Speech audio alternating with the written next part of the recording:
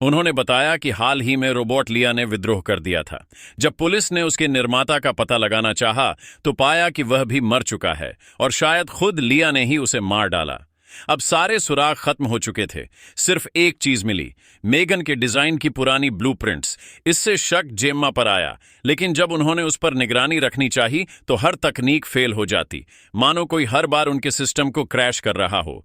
तभी एजेंट को एहसास हुआ शायद मेगन अभी जिंदा है। घर से निकलते समय उन्होंने जेम्मा को चेतावनी दी, जो भी लिया के संपर्क में आया है सब मारे जा चुके हैं, अगला नंबर तुम्हारा हो सकता है।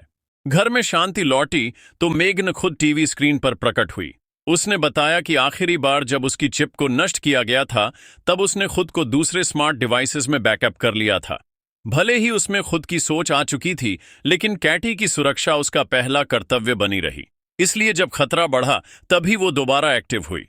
वह जेम्मा से बोली, अब मुझे एक नया शरीर चाहिए, बदले में मैं लिया को खत्म कर दूंगी। कैटी की सुरक्षा के लिए जेम्मा मान गई और मेगन की कोर फाइल को एक पुराने प्लास्टिक रोबोट में डाल दिया। मेगन नाखुश थी, लेकिन जेम्मा ने कहा, यह सिर्फ टेस्ट है, अगर तुमने भरोसा जीता तो तुम्हें एक बेहतर शरीर मिलेगा।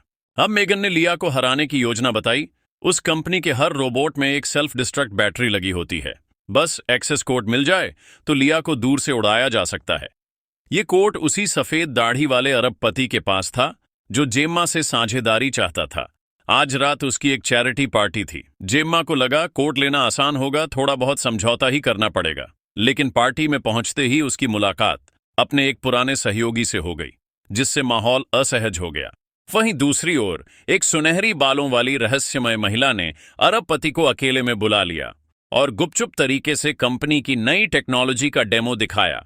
एक बटन दबाते ही पूरे शहर की मशीनें उसके इशारे पर नाचतीं। उधर जेम्मा मेगन को लेकर पार्टी के डेटा सेंटर पहुंची और वहां उन्हें एक चौंकाने वाली बात पता चली। लिया अभी इसी इमारत के अंदर है। लिया ने जबरन उस आदमी की रेटिना स्कैन कॉपी कर ली और सिस्टम का एक्सेस हासिल करने के बाद तेजी से कंप्यूटर पर काम करने लगी। वहीं दूसरी ओर जब मेगन सिस्टम में घुसी तो उसे और भी बड़ा खतरा नजर आया। ये टेक कंपनी पूरे देश की लगभग आधी क्लाउड सर्विस को कंट्रोल करती थी। अगर लिया ने सर्वर का कंट्रोल पा लिया तो वो देश की पूरी आर्थिक व्यवस्था को 2 हफ्तों में ठप कर सकती थी।